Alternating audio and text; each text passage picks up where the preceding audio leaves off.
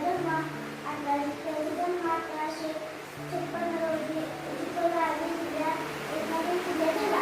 त्यांच्या वडिलांचे नाव पंत व आईचे नाव कालिदास होते. शालेय जीवनापासून ते भारतीय विद्यार्थी होते. केसरी व मराठा यांच्या पत्रांची स्थापना केली. 1893 साली सार्वजनिक कल्याण यांच्यासाठी त्यांनी उत्सवाची सुरुवात केली. टिळक आपल्या स्वदेशीचे विचार आणि स्वदेशीचे जवळ पोहोचवण्यासाठी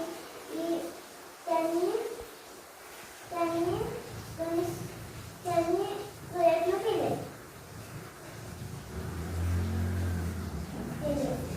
अशा